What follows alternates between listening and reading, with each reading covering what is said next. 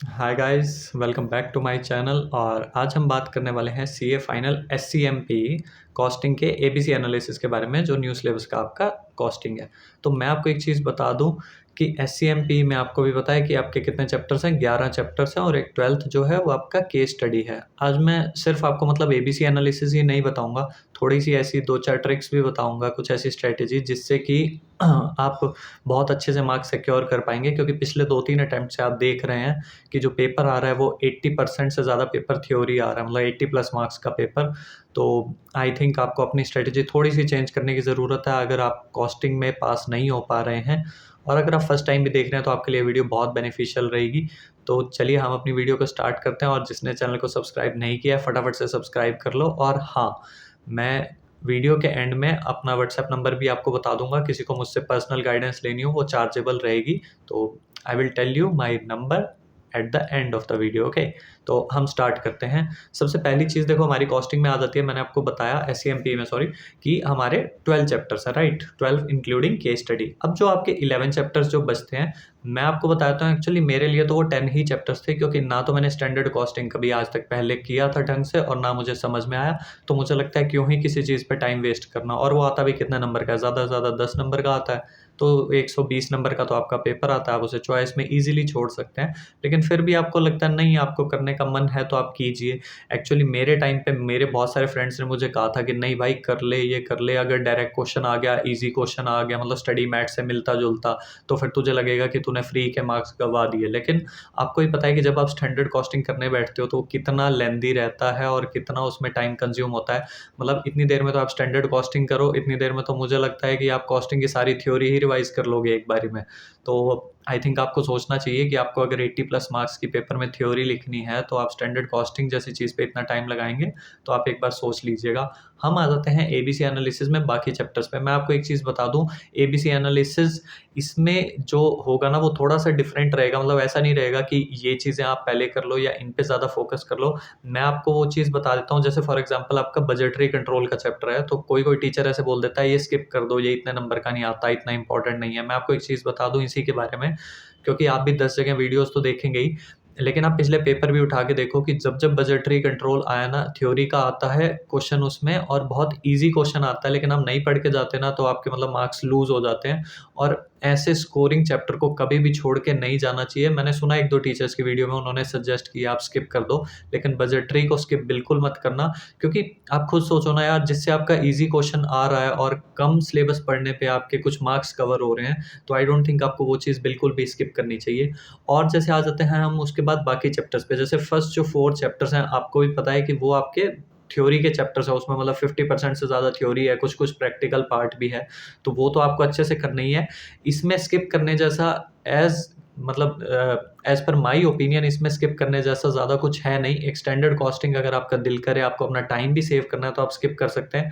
और उसके अलावा मैं आपको ये चीज़ इसलिए बता रहा हूँ बाकी चैप्टर्स के बारे में पॉइंट्स, क्योंकि ये आप गलतियाँ बहुत करते हैं। और इसमें एक मेन सबसे बेसिक चीज़ रहती है, जैसे आपका चैप्टर आ गया डिसीजन मेकिंग का चैप्टर आ गया, और आपका एक चैप्टर आ गया जिसमें है आपका डिविजनल ट्रांसफर प्राइसिंग।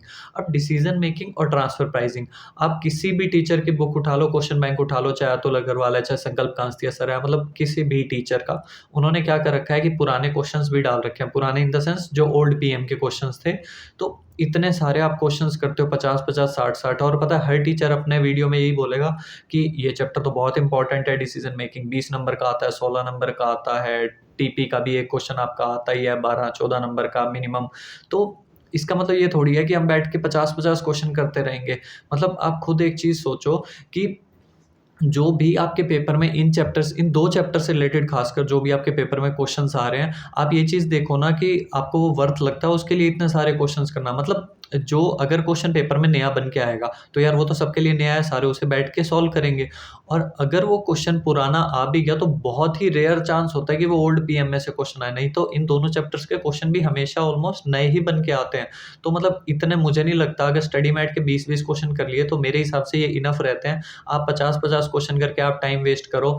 मतलब मुझे पर्सनली लगता है कि कॉस्टिंग जैसे सब्जेक्ट में ना आपको स्टडी मैट से बाहर बिल्कुल भी नहीं जाना चाहिए। जैसे मैं एफआर में भी कहता हूँ हमेशा कि स्टडी मैट और आरटीपी से बाहर बिल्कुल मत जाओ, कॉस्टिंग में भी स्टडी मैट और आरटीपी से बाहर कहीं भी जाने की ज़रूरत नहीं है। तो मतलब ये चीज़ आपको समझनी चाहिए कि आप अपना टाइम क्यों वेस्ट कर रहे हैं इतने सारे क्वेश्चंस करने में। आप खुद सोचो ना यार, पेपर तो 80 प्लस मार्क्स का तो थ्योरी पेपर आ रहा है। उसके बाद आप बैठ के 50 क्वेश्चन टीपी कर रहे हो, 50 क्वेश्चन आप डिसीजन मेकिंग के कर रहे हो सिर्फ़ इसलिए कि टीचर ने बोला कि 2 ही चैप्टर तो हैं प्रैक्टिकल, इन पे भी मेहनत नहीं करोगे। तो ये सिर्फ़ अपना मतलब आपके लिए टाइम वेस्ट है, आप खुद ही समझ सकते हो इतना। और आप पेपर उठा के देख लो कि आप इतना तो अटेम्प्ट कर ही पाओगे, आपको समझ में आ जाते हैं बेसिक चीज़ें, और स्टडी मैट में इतने इनफ क्वेश्चंस हैं कवर करने के लिए। मैंने इस चीज़ पे इसलिए ज़्यादा मतलब आपको स्ट्रांगली बोला है, क्योंकि मुझे पता है ये चीज़ें बहुत टाइम वेस्ट करती हैं और मैं इन चीज़ों से निकल चुका हूँ, तो मुझे नहीं लगता कि आपको इन चीज़ों में टाइम वेस्ट करने की ज़रूरत है।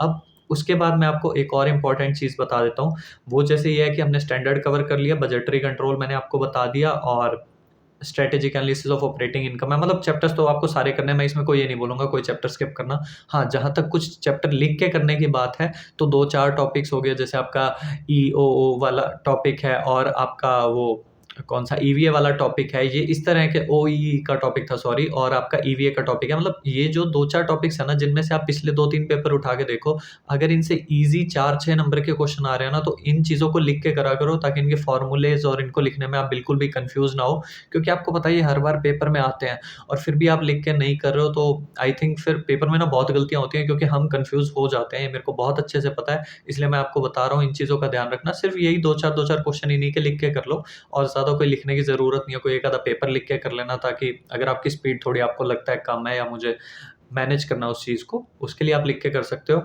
और मैं आपको एक चीज़ बता दूँ, जैसे कि आपका डिसीजन मेकिंग तो मैंने आपको बात कर ली, प्राइसिंग डिसीजन हो गया, अच्छा चैप्टर है। जो थ्योरी है ना यार, कॉस्टिंग की खासकर, एबीसी एनालिसिस से ज़्यादा इंपॉर्टेंट ये होता है कि आप कॉस्टिंग की थ्योरी लिख के करो, क्योंकि आप पिछले पेपर उठा के देख लो, पता है क्या आता है पेपर में, इतने बड़े-बड़े केस स्टडीज़ दे रखी होती हैं, और उसमें जो आप चीज़ों के पॉइंट्स लर्न करके जाते हो ना, जैसे फॉर एग्ज़ाम्पल बेंचमार्किंग है, आप उसके 8 टाइप्स हैं, तो आप अगर वो टाइप्स उसकी लर्न करके चले गए, एक एग्ज़ाम्पल दे रहा हूँ कि आपने उसकी 8 टाइप्स लर्न कर लिया, आपने निमोनिक्स बना लिए।